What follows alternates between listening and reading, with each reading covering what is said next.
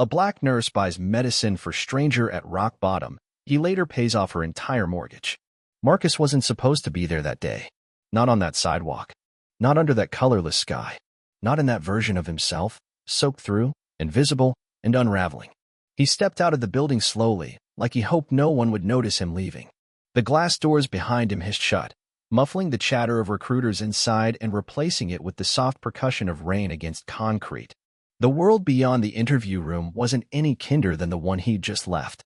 His shoulders hunched instinctively, the weight of disappointment pulling them downward. A thin line of rainwater slid from his short-cropped hair, tracing the hollow beneath his cheekbone before vanishing into the collar of his damp shirt. His suit, the only one he owned, clung to him awkwardly, holding the cold like a sponge. It had once been a symbol of possibility. Now it just felt like a costume he didn't fit into anymore. He clutched his resume folder against his chest, as if trying to shield what little dignity he had left. The papers inside were already curling at the corners, ink smudged at the edges. He hadn't even needed to hand them over. The interviewer had barely glanced at him. His name had sat on the corner of the desk like a question no one wanted to answer. He stepped into the stream of bodies on the sidewalk, a river of people flowing past him in tailored coats and hurried heels. They moved with purpose, heads down, umbrellas up, eyes fixed on the next destination. No one looked at him. No one ever did. He passed a shuttered cafe, its darkened windows reflecting the watery outlines of people rushing by. The help wanted sign that once hung on the glass had vanished. Next to it, a laundromat blinked uncertainly, the neon sign sputtering in blue and pink. Open 24 HOU_. The voice inside him, the one he usually tried to silence, grew louder with every step. You're running out of time. You should be further by now. What are you even doing? His chest tightened. Not from the cold. From the weight, of failure, of fear, of that constant, gnawing feeling that something inside him was slipping away. He hadn't told anyone how bad it had gotten. Not his sister. Not his old friends. Not even himself, really. Bills were stacking up in silent towers on his kitchen counter. The job he'd been laid off from 5 months ago was a ghost now, just a line on a resume no one seemed to care about. His fridge was mostly empty. His nights, restless. His health, the reason for the prescription folded in his coat pocket, was now something he couldn't afford to neglect, but also couldn't afford to treat. He turned down a narrow street where the pharmacy stood, its glowing green cross flickering in rhythm with the rain. It had become a reluctant sanctuary over the past few months, not a place of healing, but of routine. Familiar. Quiet. As he pushed through the door, a bell tinkled above him, sharp against the low hum of fluorescent lights. The smell of antiseptic and paper hung in the air. Marcus approached the counter, unzipping his coat and retrieving the prescription. The cashier, a young woman with soft features and tired eyes, took it without a word. She tapped into the register, the screen blinking up the price, $87.20. Marcus hesitated. His hand hovered over his wallet. He slipped out his debit card, silently willing the machine to cooperate. He tapped. Declined. A beep passed. His throat closed slightly. He tried again, this time inserting the chip. His fingers trembled. Declined. He smiled faintly, that practiced grin used only when trying not to fall apart. Oh, must be the wrong account, he said softly. The cashier glanced around. The line behind him had grown. A man was sighing loudly. A child dropped something and began to whimper. The world kept spinning. I'm sorry, she said gently, not unkindly. Do you want us to hold it? Marcus nodded quickly, already backing away. Yeah, it's fine. I'll come back. He turned, ready to bolt, pride unraveling with every step. That's when he heard her. I'll cover it. The voice wasn't loud, but it cut through the noise like a warm knife. Marcus paused, turning toward the source. Behind him stood a woman in scrubs, a calm presence in a world that had felt anything but. Her badge read, Tamara, RN. Her expression was unreadable, not pitying, not patronizing. Just certain. Steady. I'll pay for it, she said again, already pulling out her card. Before he could protest, the transaction was done. She handed him the receipt. Marcus blinked, trying to find words. You didn't have to. I know, she replied, her smile gentle. But I wanted to. Then she turned and walked away. No demand for gratitude. No expectation. Just kindness. Freely given. Marcus stood there, the prescription bag warm in his hand. Something inside him shifted. Not dramatically. Not all at once. But undeniably. As he stepped back into the rain, he felt the world the same. Wet, gray, indifferent, but somehow, he wasn't. The rain had stopped by the time Marcus got home, but his thoughts hadn't. The bag with the medicine sat on his kitchen counter like it didn't belong there, like it hadn't just been paid for by a stranger who owed him nothing. He didn't turn on the lights, didn't even take off his damp coat, just stood there, staring at the pill bottle like it might vanish if he looked away. He'd meant to say thank you properly, to ask her name. All he had was the flash of her badge. Tamara, RN. Why had she done it? What did she see in him? He moved on instinct, finally sitting at the wobbly kitchen table. The apartment was dead silent. No music, no distractions. Just the hum of the refrigerator and the throb behind his eyes. He opened the bottle, swallowed the first pill, and leaned back in the chair like he'd run 10 miles uphill. His body ached, not from illness, from the weight of months of struggle. Job to job, callbacks that went nowhere. A phone full of voicemails he didn't want to return. A future so hazy he'd stopped looking past the next 24 hours. But Tamara had seen something worth saving. Why? He pulled his notebook from under a pile of unopened mail. It was mostly blank. The last thing he'd written was 6 months ago. Don't forget who you are. The ink had smudged. His handwriting looked foreign, like it belonged to a version of himself that had already disappeared. But tonight, he wrote again. A stranger paid for my medicine. She didn't ask why I needed help. She just gave it and walked away. His pen moved slower now. Every word was a fight. He didn't know what the point of writing was. Maybe to remember the moment before it slipped through the cracks of everything else.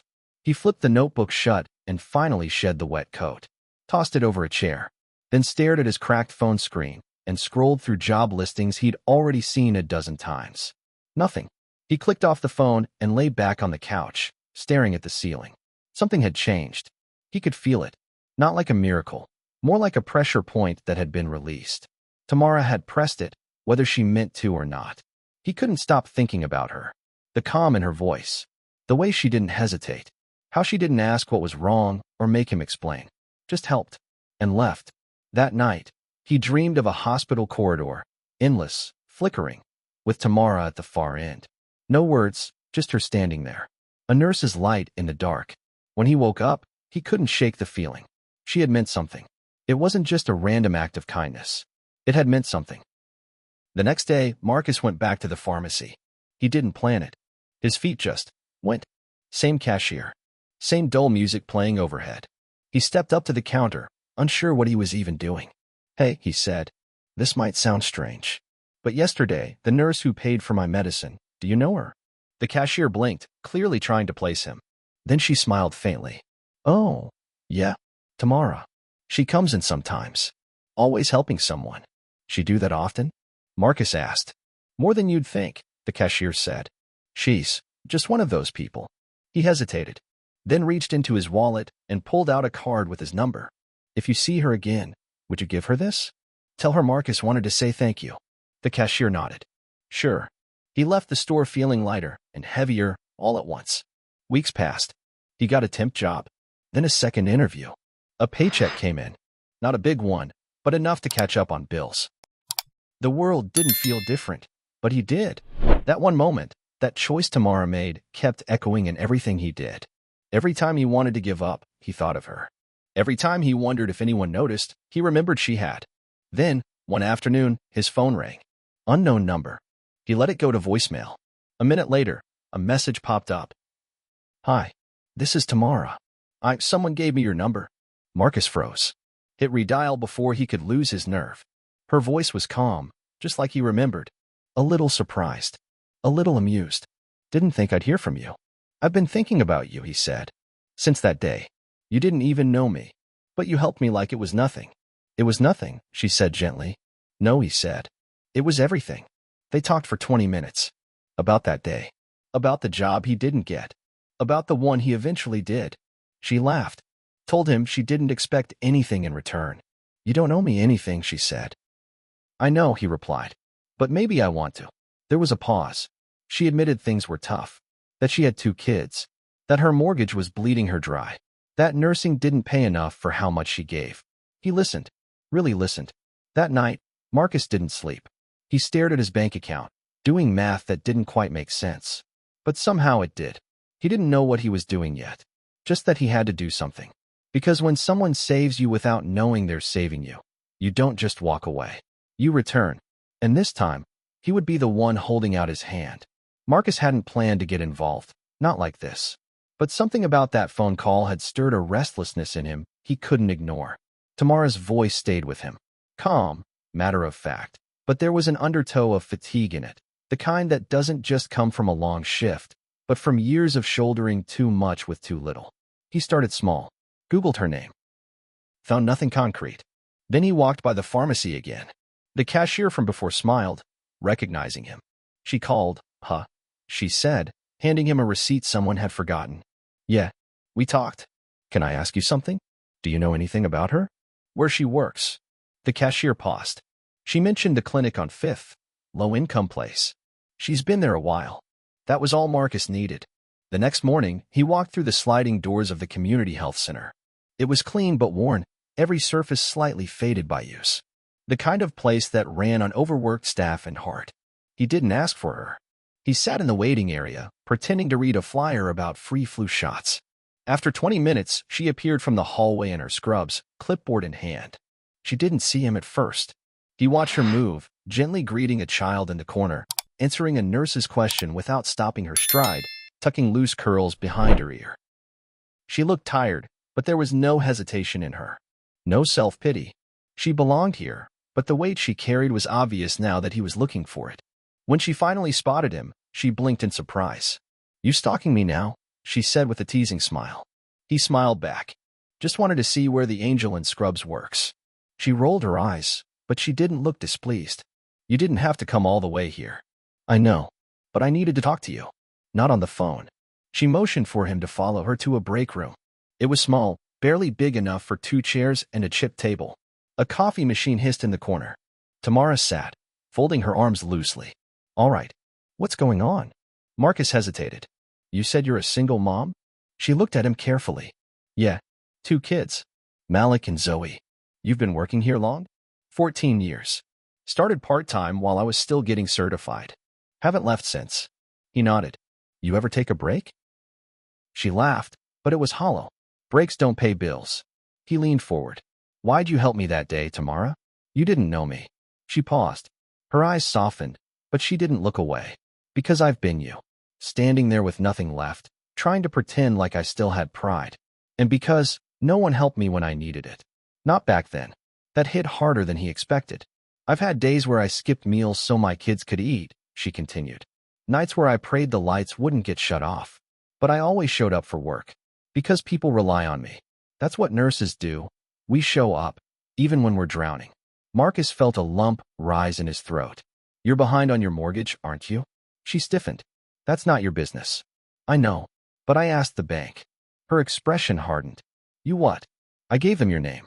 With your permission, if you give it, I want to pay it off. She stood abruptly. Why would you do that? You barely know me. Because you saw me when no one else did.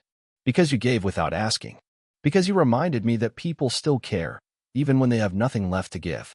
Tamara shook her head slowly, like she couldn't process the words. You think paying off a mortgage erases all of it? No, Marcus said. But maybe it gives you a moment to breathe. Silence stretched between them. I'm not some charity case, she said quietly. You're not, he replied. You're a hero. And heroes deserve peace too. Tears welled in her eyes, but she blinked them back. I've been strong for so long. I don't know what to do if I stop. Marcus stood.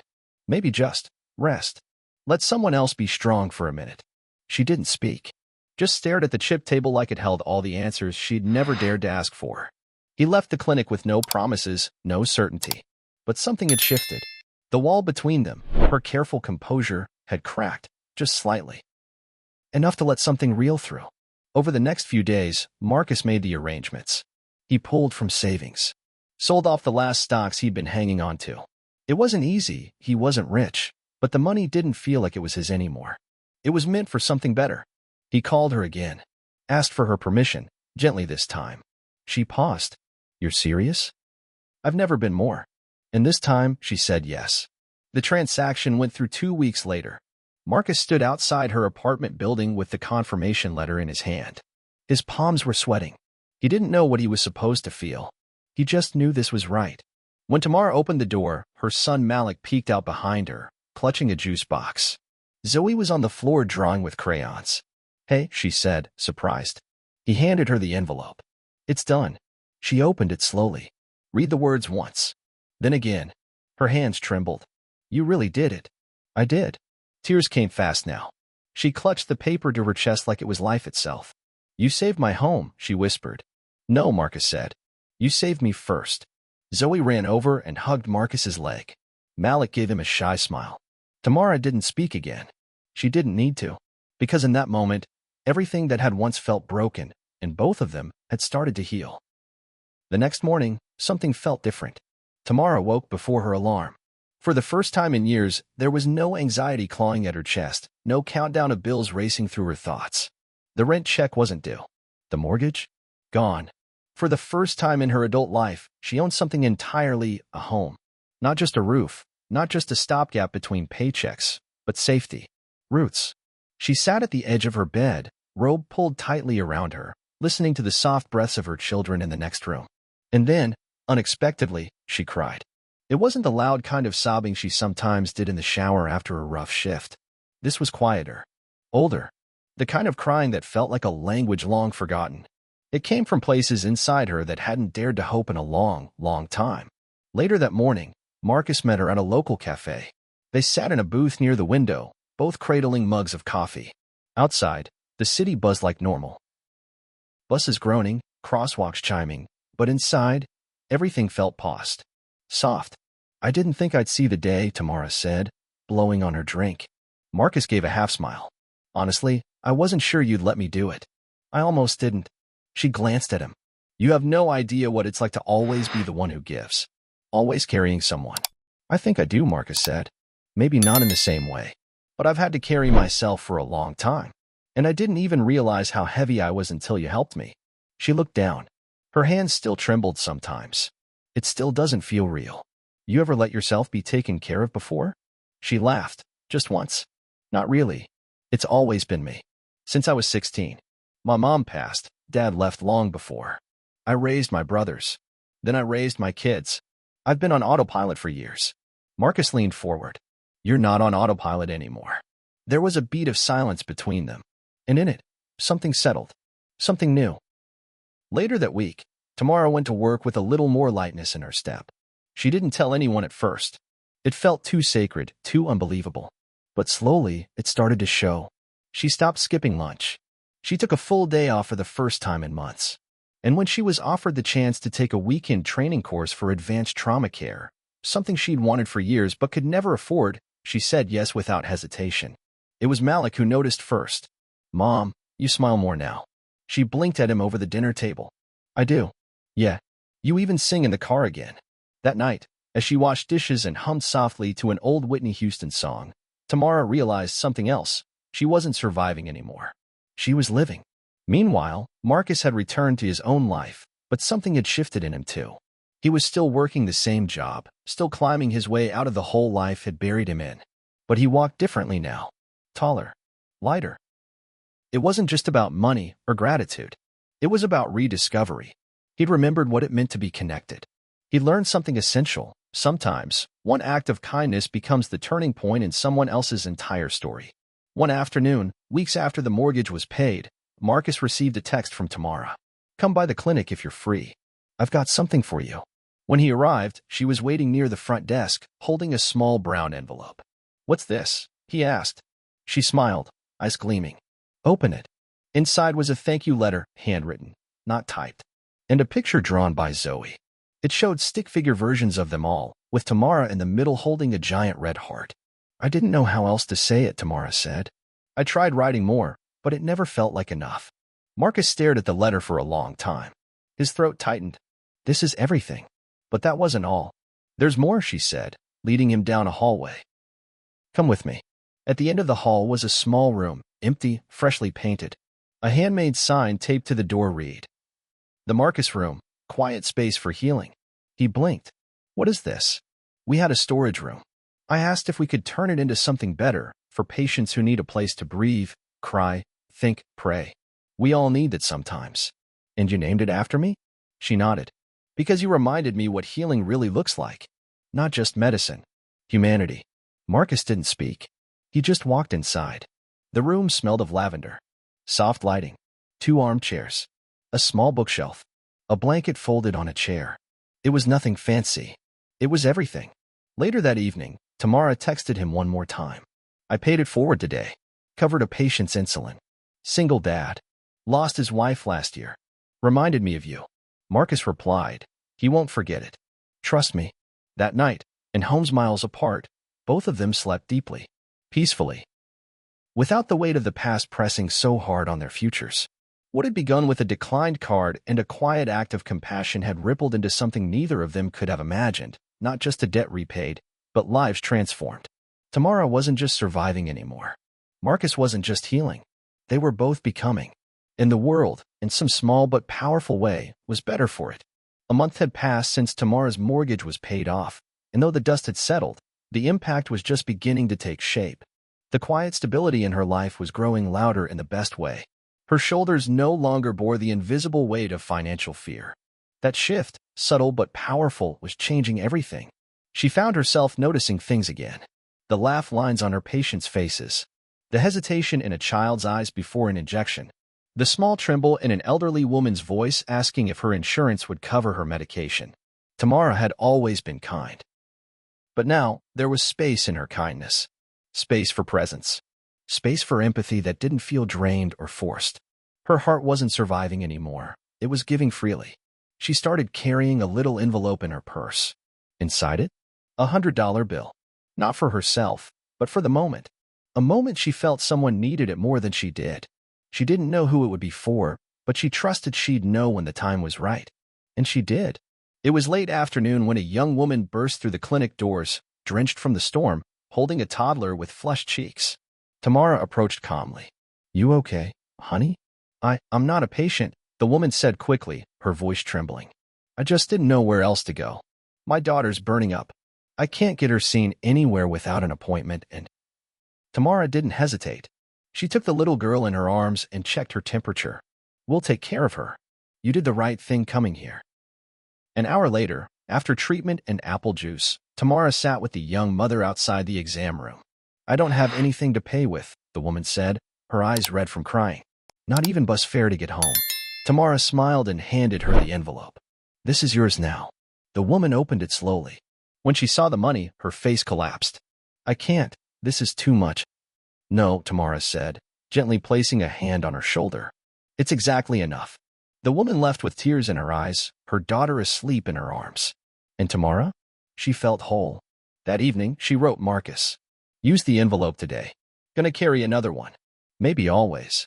Marcus replied immediately. You're becoming a legend. She smiled.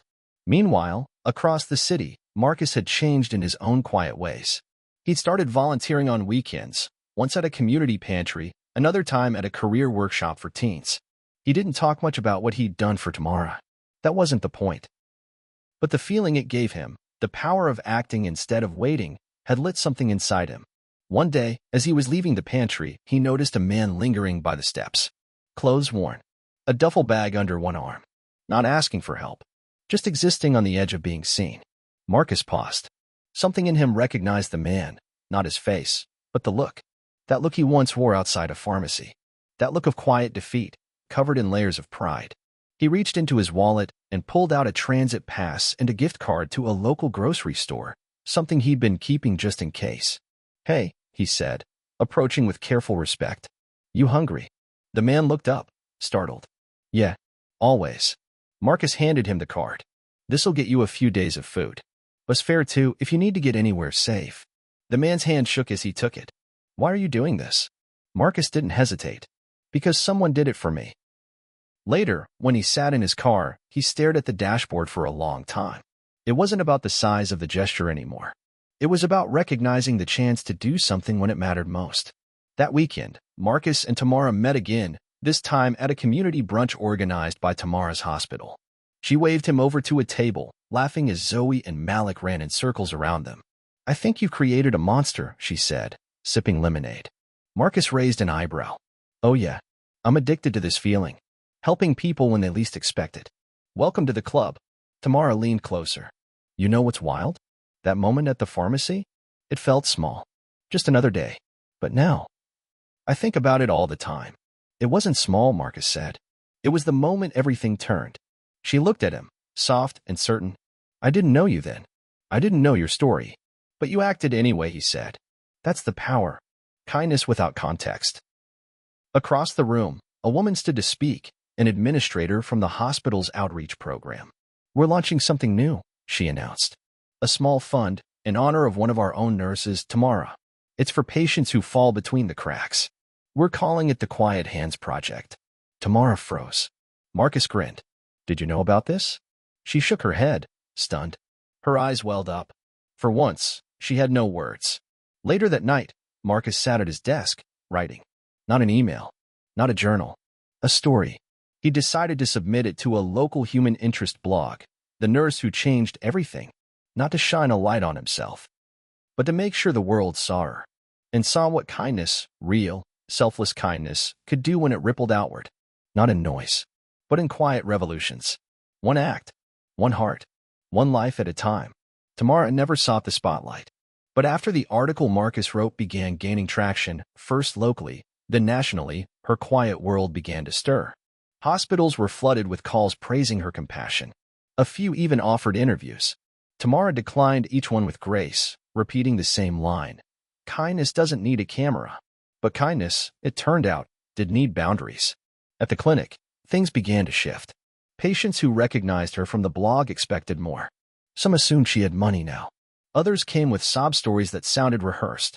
It wasn't the need that hurt, it was the assumption that she could always give. One afternoon, a man stormed into the waiting room, clutching a medical bill.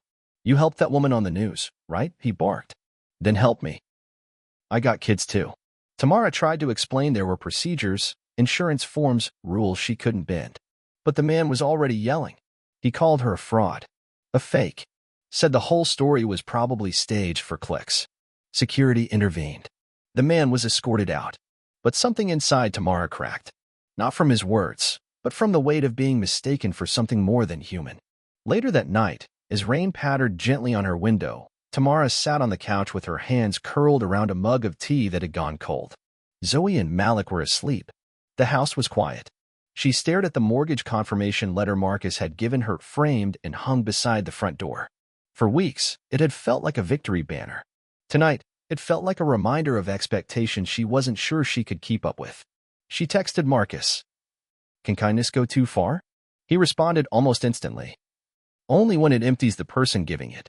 She didn't reply. She didn't need to. He understood. 2 days later, Marcus showed up at her door with a box of pizza and a 6-pack of soda. You don't have to say anything, he said as she opened the door. Just let me in before this pizza dies a cold, cheesy death. They sat on the floor, slices in hand, TV muted in the background. I'm tired, Tamara admitted. Not just physically. It's like the more I try to help, the more people want. I can't tell who's genuine anymore. Marcus nodded slowly. You're not a machine.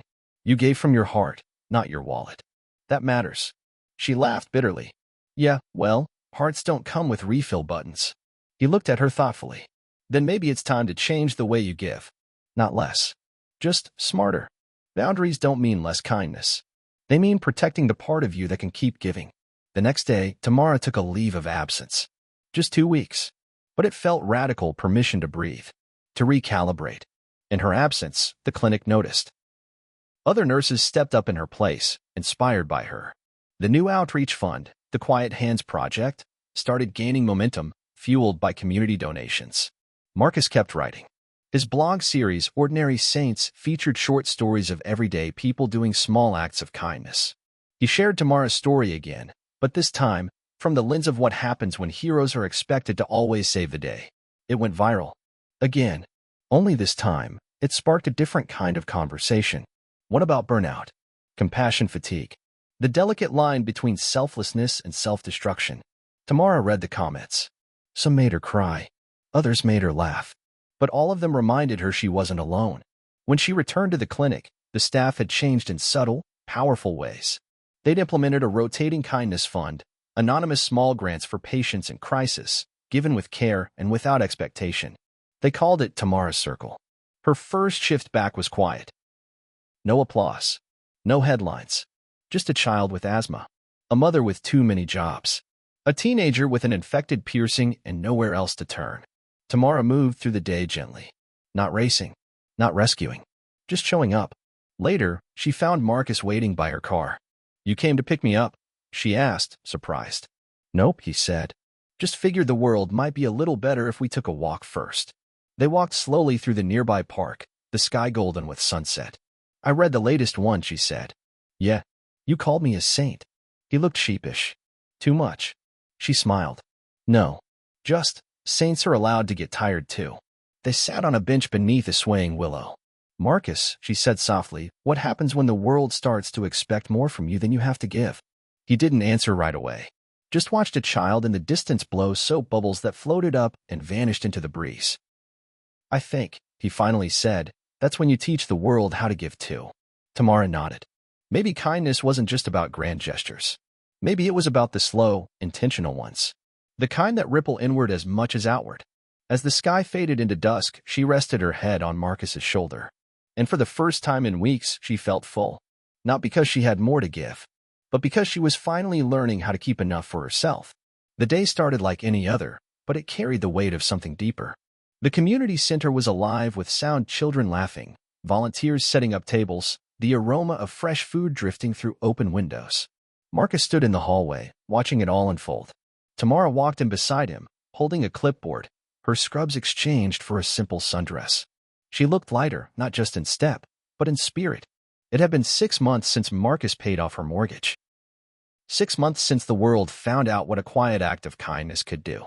And now, they were here for the first event of the Tamara Foundation, a community health and hope initiative born not from wealth, but from will. They named the event "The Ripple Starts Here." Local doctors offered free checkups. Therapists gave mental health workshops. Volunteers sorted donated groceries into care boxes. But what made the event different were the stories shared on handwritten cards pinned across the walls. Each one was a moment of grace. A bus driver who gave a boy free rides to school. A diner owner who fed a single mother every night for a week. A neighbor who walked an elderly woman's dog during a snowstorm. These weren't viral. They weren't trending. But they were real. Tamara stopped in front of one card. It read, "A nurse paid for my antibiotics when I couldn't." I never got her name. But that night, I finally slept. "Thank you, whoever you are." She didn't need to cry. Her eyes said everything. Marcus placed a hand gently on her shoulder. "You did this." Tamara smiled. "We did this." Marcus had changed too. His blog, Ordinary Saints, had reached over 10 million readers across the world. He no longer wrote to escape his pain. He wrote to reveal the good that often went unnoticed. And now, publishers were offering him a book deal, a collection of stories that began with Tamara and spiraled into something much bigger. During the event, a teen approached the podium. She looked nervous but determined. "My name's Ayana," she began, her voice trembling. "Last year, I almost dropped out of school. My mom was sick. We didn't have insurance. One day, at the clinic, a nurse helped us. She didn't just give us medicine. She gave me a reason to believe people still care." She turned to Tamara. "I don't know if you remember me, but I remember you." Tamara covered her mouth, eyes wide. She remembered. Ayana had been quiet, withdrawn. Now she stood tall. "I'm going to nursing school next fall," Ayana said, holding up her acceptance letter. "Because of you." The crowd erupted into applause. Later that evening, the sun dipped low, casting a golden hue across the field behind the center. Tables were cleared. Laughter drifted from the parking lot as families packed into cars. But Tamara and Marcus lingered. "Crazy to think," Marcus said. "This all started because you bought me a bottle of antibiotics." Tamara chuckled. It wasn't about the medicine. It was about seeing someone. Really seeing them. "That moment changed everything," Marcus said. "For both of us." They sat side by side on a wooden bench, watching children chase fireflies. Neither spoke for a long while. Then Tamara turned to him. "You ever think about what would have happened if you hadn't gone to the pharmacy that day?" Marcus nodded. "Every day." He paused, thoughtful. "I wasn't supposed to be there. But maybe I was exactly where I needed to be." Tamara smiled.